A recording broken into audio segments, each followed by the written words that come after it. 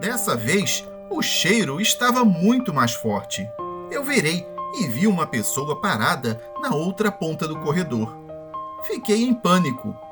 Ele estava se aproximando de mim, ainda que andando bem devagar. Só que havia algo de estranho com ele. Parecia que o corpo inteiro dele...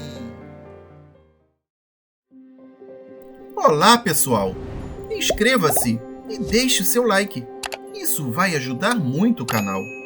Hoje, o nosso caso se chama Queimado Vivo.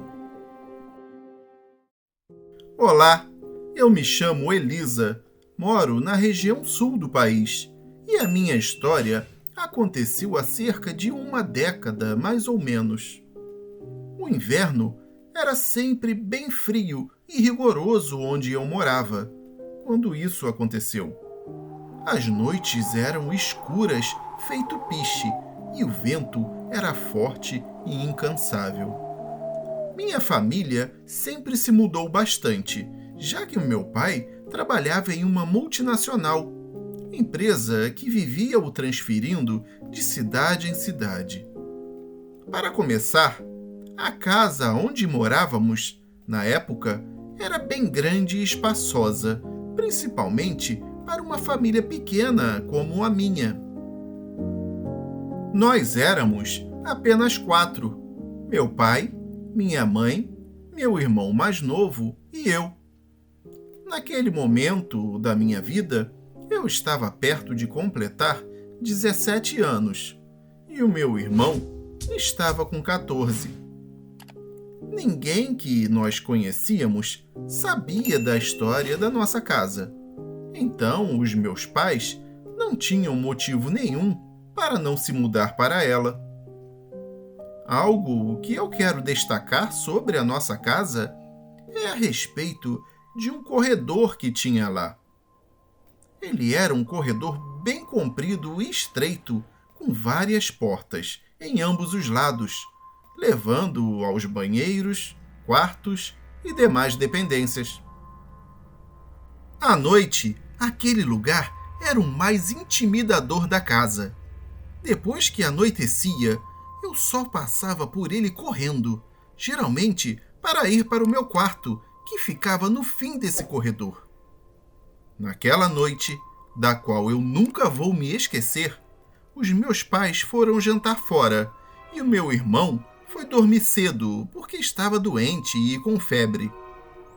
Eu estava na cozinha, preparando a minha sobremesa favorita, sorvete de creme completo, com calda, chantilly e tudo mais que eu tinha direito.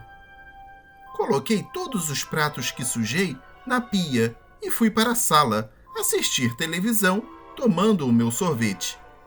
Assim que o sorvete acabou, eu desliguei a TV e fui escovar os meus dentes para ir para a cama, pois eu já estava com bastante sono. Depois de me aprontar para dormir, misteriosamente eu comecei a sentir um cheiro muito forte e ruim.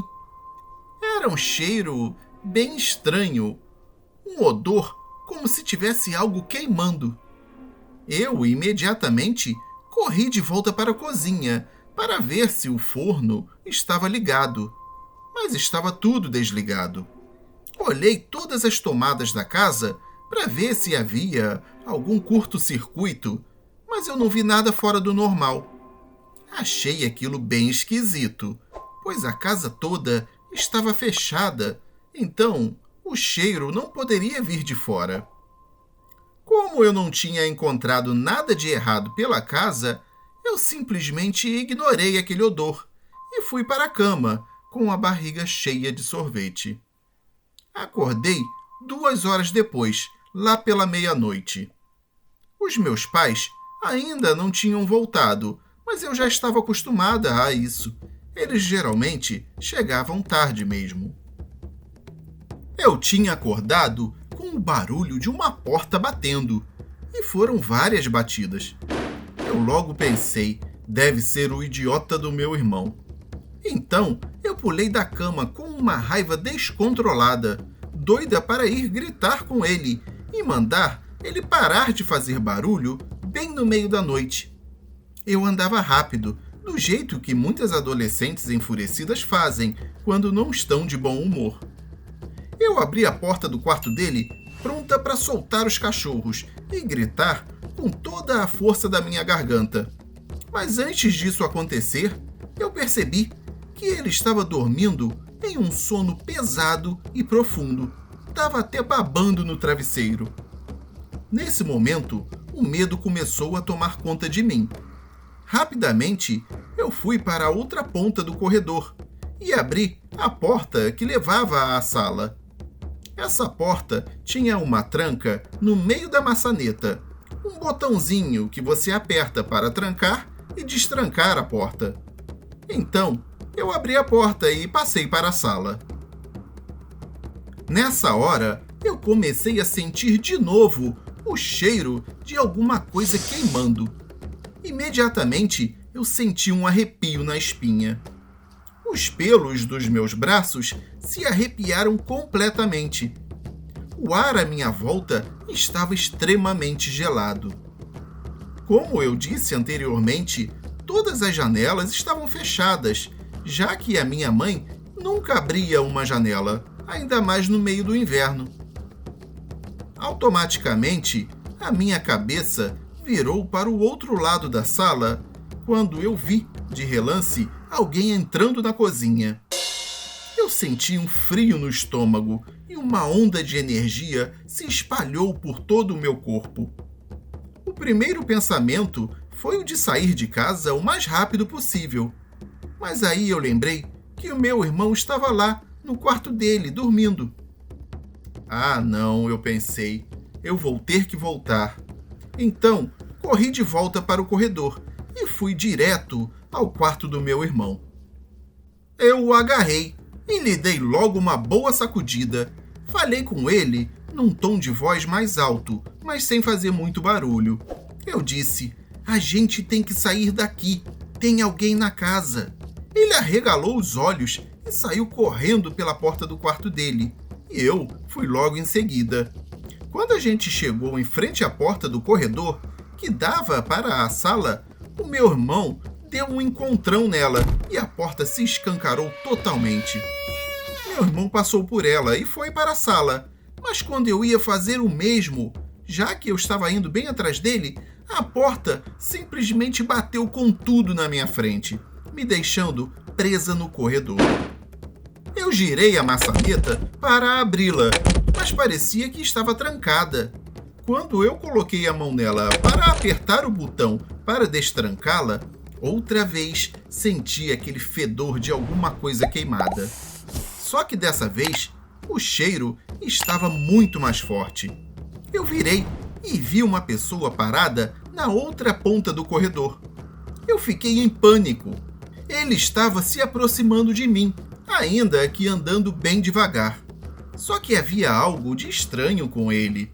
Parecia que o corpo inteiro dele estava coberto por uma crosta negra. Eu gritava desesperadamente, mas mesmo assim me concentrei em destrancar a porta. Parecia que justamente naquele momento o mecanismo da maçaneta estava emperrado.